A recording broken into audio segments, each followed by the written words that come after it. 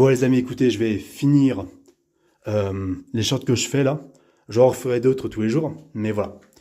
Sur pourquoi Michael B. Jordan Stockley ne doit surtout pas adapter en live action remake Princesse Mononoke de Hayao Miyazaki.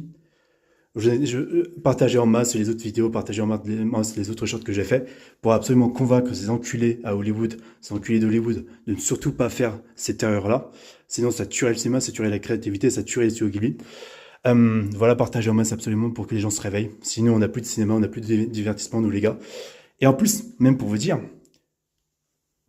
maintenant, le haut du panier, si on remake, encore une fois, Princesse Mononoke, avec ce qu'il y a dans ce film-là, par rapport à l'aspect fantastique et qui peut être à la fois terrifiant et merveilleux de ce film-là, par rapport au personnage de Moro, de Koto, du Shishigami, le dieu cerf, l'esprit de la forêt, tout ça,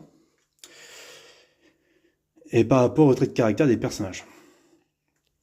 Et j'ai envie de te dire, ce film-là est fait exprès d'être en animation 2D traditionnelle, parce que ce film-là est fait exprès pour choquer et pour perturber le spectateur, et rendre ça réaliste et remaké, peut décrédibiliser le propos même du film original. Enfin, du film de 1997. Du film tout court même, du classique qui est Princesse Mononoke. Parce que les Américains, ils ont un côté de divertissement, d'accord. Mais c'est la culture américaine. Et là, il s'agit de la culture japonaise. Parce que franchement, si on fait un live action sur le Shishigami, je peux vous dire, les amis, je peux vous dire clairement que ça va être des goodies, des merchandising. Et en fait, ça va tuer l'aspect iconique et l'aspect religieux et l'aspect respect et intime de la culture japonaise par rapport à la culture religieuse de ce qu'ils ont chez eux. Ça va être comme des goodies et comme montrer, on va dire, des piédestals de je ne sais quoi de cet aspect-là du film.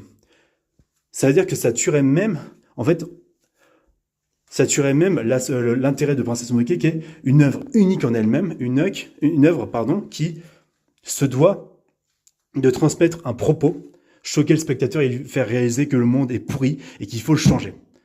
Et qu'il faut arrêter de nous diviser. C'est ça le truc avec Princesse Mononoke. C'est ça le truc avec Princesse Mononoke. Clairement. Parce que si on se permet, et je me répète, mais je vais me répéter jusqu'au bout, si on se permet de remaker ça, ça va tuer tout l'intérêt de ce film-là. Et Princesse Mononoke de Hayao Miyazaki de 1997 disparaîtrait. Et parce que Michael B. Jordan, je te le dis, si c'est ton film préféré, ne fais pas de remake, parce qu'en fait, ça va mettre de côté le film original. Les gens battront les couilles du film original en animation, ils vont donc voir le live action et tu le sais très bien. Et c'est ce qui est arrivé avec le royaume de Disney.